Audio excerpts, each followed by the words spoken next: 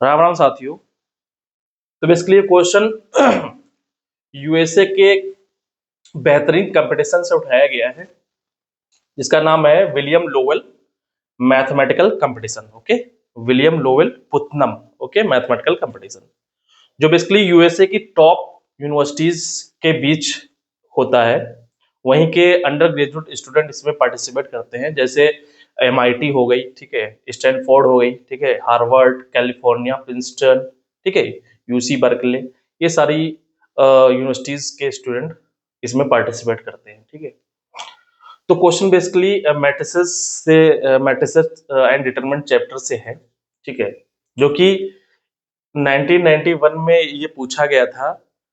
अब ये JEE advance के रिगार्डिंग रिलेवेंट है। ठीक है, अभी जैसे 2025 का क्वेश्चन उठाया जाए वहां से, तो वो रिलेवेंट नहीं है, लेकिन अब क्या करते हैं, आईआईटी के प्रोफेसर यूएसएस कंपटीशन के जितने भी क्वेश्चंस जो रिलेवेंट हैं जे एडवांस लेवल पे, उनको उठा के उनको मॉडिफाई करके क्वेश्चन फ्रेम करते हैं, या फिर डायरेक्ट उसको जे एडवांस में डालते हैं। तो क्वेश्चन कैसे अप्रोच करना है, तो ये देखेंगे। ठीक है, क्या हमारा आइडिया होना चाहिए, ये देखेंगे, फंडामेंटल आइडिया कैसे अप्रोच करेंगे। ठीक है, तो बेसिकली यहाँ पे सबसे पहले क्वेश्चन देखते हैं। क्वेश्चन गिवन है ए और बी दो डिफरेंट मैट्रिसेस हैं n क्रॉस n की, ठीक है, और जिसमें एंट्रीज कैसी हैं, रियल। ओके, और इंफॉर्मेशन गिवन है A cube plus equal to B cube and A square B equal to B square A, ठीक है, और बताना है A square plus B square invertible है कि नहीं, इसके बारे में बताना है। तो कोई भी क्वेश्चन जब हम देखते हैं तो सबसे पहले हमारे माइंड में आना चाहिए कि जो हमारा पे गिवन इंफॉर्मेशन है और जो हमको फाइंड करना है, उनके बीच में क्या रिलेशन पता है, हम क्या कर सकते हैं। ठीक है, तो बेसिकली सबसे पहले हम देख लेते हैं कि A square plus B square invertible है, इसका मतलब क्या है। यही हमारा फंडामेंटल आइडिया है। ठीक है, तो फंडामेंटल आइडिया क्या है कि अगर कोई मैट्रिक्स इन्वर्टिबल है, ठीक है, ए अगर n क्रॉस n की मैट्रिक्स है, ठीक है, और ये इन्वर्टिबल है, इसका मतलब क्या हुआ कि अगर b इसका कोई इनवर्स है, मान लो a का इनवर्स b है, तो इसकी वैल्यू आएगी i। ओके, ये n क्रॉस n की मैट्रिक्स आ जाएगी, या फिर b dot a equal to i। ठीक है, b क्या है, बेसिकली a का इनवर्स है। ओके, ये इंफॉर्मेशन हमको पता होना चाहिए कि अगर कोई मैट्रिक्स इन्वर्टिबल है, इसका मतलब क्या है। अगर ए मैट्रिक्स इन्वर्टिबल है, इसका मतलब ये है कि हमको बी मैट्रिक्स मिल जाएगी जो ए का इनवर्स है, दोनों को मल्टीप्लाई करने पे क्या आ जाएगा, आई एन। एक ही साइड सफिशियंट है शो करने के लिए कि बी ए का इनवर्स है। ओके, बेसिकली कहना चाहता हूं मैं कि A into A inverse equal to I, और A inverse A equal to I. Okay, ये ठीक है। अब जो गिवन इंफॉर्मेशन है उसका यूज करके हमको A square plus B square invertible दिखाना है। मतलब बेसिकली हमको क्या दिखाना है, A square plus B square को अगर A square plus B square के इनवर्स से मल्टीप्लाई कर दें तो क्या आ जाएगा, आई आ जाएगा। ठीक है, ए एक n क्रॉस n की मैट्रिक्स है, बी n क्रॉस n की मैट्रिक्स है, तो स्क्वायर का सम भी n क्रॉस n होगा, मल्टीप्लिकेशन भी n क्रॉस n होगा, तो बेसिकली ये n क्रॉस n की आइडेंटिटी मैट्रिक्स आएगी। ठीक है, ये हमको शो करना है। ठीक है, क्लियर। तो जो इंफॉर्मेशन है उसके बेस पे देखते हैं कि ये इनवर्स बेसिकली कोई मैट्रिक्स मान लो सी है, ठीक है, उससे मल्टीप्लाई करने पर आई आ रहा है। ठीक है, तो ए स्क्वायर प्लस बी स्क्वायर इसको किसी दूसरी मैट्रिक्स से मल्टीप्लाई करना है, ठीक है, किसी अन्य मैट्रिक्स से मल्टीप्लाई करना है।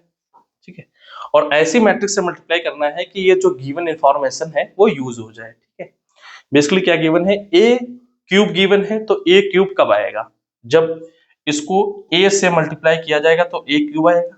क्लियर। बी क्यूब कब आएगा, जब बी स्क्वायर को बी से मल्टीप्लाई किया जाए तो बी क्यूब आ जाएगा। दो तो टर्म आ गए। ठीक है, और ये टर्म अगर मल्टीप्लाई किया जाए तो हमको बेसिकली क्या लाना है, आई लाना है। A square plus B square से मैट्रिक्स सी से मल्टीप्लाई करना है तो आई लाना है, तो ज्यादा टर्म ज्यादा से ज्यादा आपस में कैंसिल आउट हो जाए, ये टारगेट है हमारा। तो ये कैंसिल आउट हो जाए तो बेसिकली इनके बीच साइन क्या होना चाहिए, माइनस। क्यों? क्योंकि ए क्यूब यहाँ पे आ गया, ए क्यूब आ गया, और ये इससे मल्टीप्लाई किया तो ये बी क्यूब आ गया।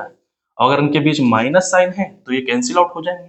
क्लियर? क्योंकि हमको यहाँ पे केवल आई एन ही लाना है। ठीक है, और देखते हैं कुछ और आ रहा है तो ए स्क्वायर बी, हाँ ए स्क्वायर बी भी आ रहा है तो भी हमारा फायदा ही है। और बी स्क्वायर ए आ रहा है, बी स्क्वायर ए, ये भी बेसिकली अपोजिट साइन में आ रहा है, ये भी कैंसिल आउट हो रहा है। क्लियर? तो क्या आ गया बेसिकली, ए क्यूब फिर माइनस ए स्क्वायर बी फिर बी स्क्वायर ए फिर बी क्यूब। क्लियर? तो बेसिकली ये क्या आ गया, ए क्यूब और बी क्यूब इक्वल है, तो ये कैंसिल आउट होके क्या बन गया, ये कैंसिल आउट होके क्या बन गया, जीरो मैट्रिक्स। क्लियर? ये जीरो मैट्रिक्स बन गई। तो बेसिकली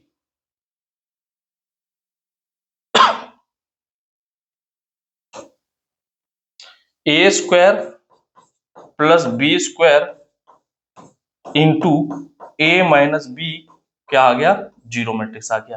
क्लियर?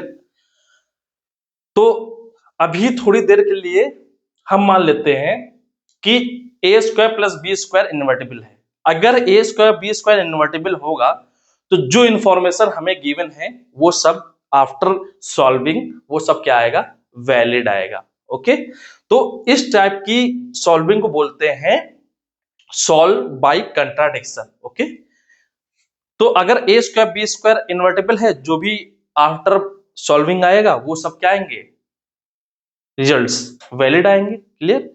तो अभी हम क्या करते हैं, सपोज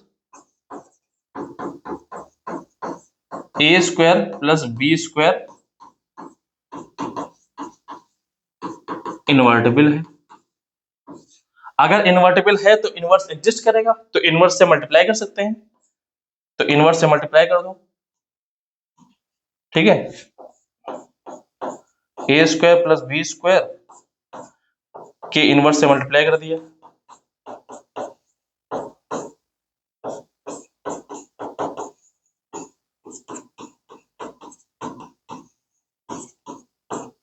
ठीक है, लेफ्ट मल्टीप्लाई कर दिया हमने। ठीक है, अब ये क्या बन गया, एक मैट्रिक्स है उसके इनवर्स से मल्टीप्लाई कर रहे हैं तो ये क्या आ जाएगा, आई आ जाएगा। ठीक है, और ये क्या आ गया, आई into A minus B, null matrix से मल्टीप्लाई कर रहे हैं तो ये क्या आ जाएगा, जीरो मैट्रिक्स आ जाएगा, नल मैट्रिक्स आएगा। तो यहां से क्या आ गया, A minus B equal to null matrix. इसका मतलब क्या हुआ, ए इक्वल टू बी, यहां से ए इक्वल टू बी आ गया। लेकिन क्वेश्चन में क्या गिवन है, ए और बी कैसी मैट्रिक्स है, डिफरेंट मैट्रिक्स है। ओके, ए और बी कैसी मैट्रिक्स है, डिफरेंट है। क्लियर? तो जबकि सॉल्विंग करने के बाद आने पर रिजल्ट क्या आया है, ए और बी क्या है, इक्वल मैट्रिक्स है। तो इसका मतलब हमें क्या मिल गया, कंट्राडिक्शन मिल गया। ठीक है, इसका मतलब जो हमने अज्यूम किया था वो रॉन्ग अज्यूम किया था। ठीक है, इसका मतलब जो हमने अज्यूम किया था A square B square invertible नहीं है। Okay, implies that A square plus B square is not